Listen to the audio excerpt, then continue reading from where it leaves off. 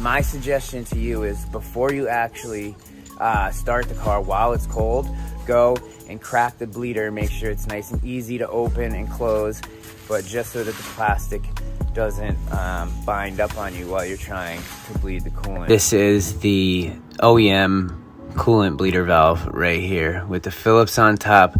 Just make sure you use a big Phillips, because if you use one too small, the plastic's hot. You're literally just gonna go to turn it and it's just gonna like strip the thing out. All right, with everything ready to go, basically what you're gonna want to do is start the car, get it up to operating temperature. It's not gonna go above normal operating temperature at idle. The cars are very efficient. If it does, you have another issue going on. Or there's just a ton of air in the system, so you're going to want to crack that bleeder immediately. But if it stays at normal operating temperature, what you're going to want to do is hold the idle a little high. So put your foot on the gas, hold it at about 1,000, 1,500 RPMs.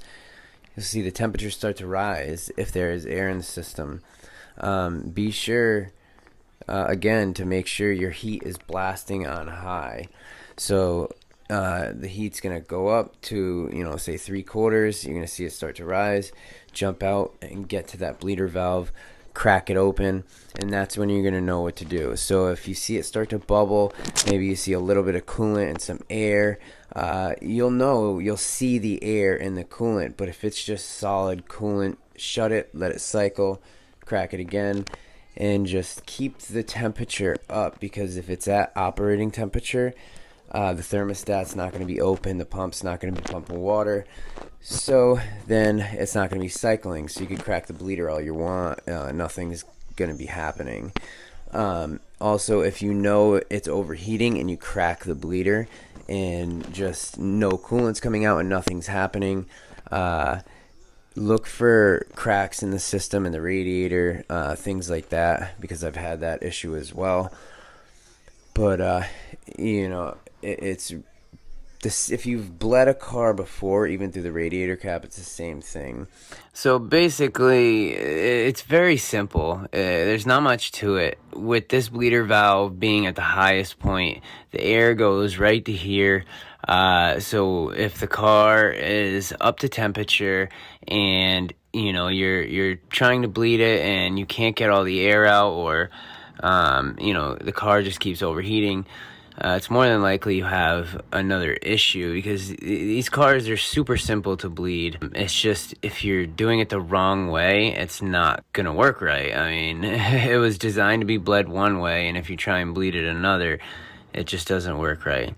So bleed it through the bleeder valve, not through the coolant cap, and make sure you're on flat ground. That is like the two major things, and if you do that, you should have no problems whatsoever. Alright guys, and that's gonna do it. So thank you for watching, as always, and until next time, remember, there is no substitute for hard work.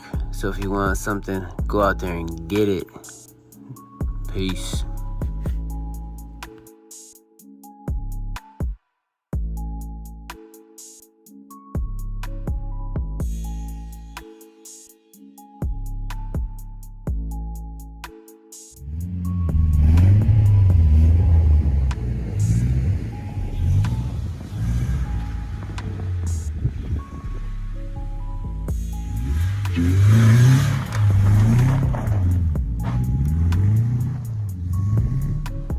Coolant bleeder valve, when I went to bleed it recently, I actually, when I went to loosen the screw, the bleeder valve actually cracked and crumbled in my hand, and it exploded and burnt my hand really bad. And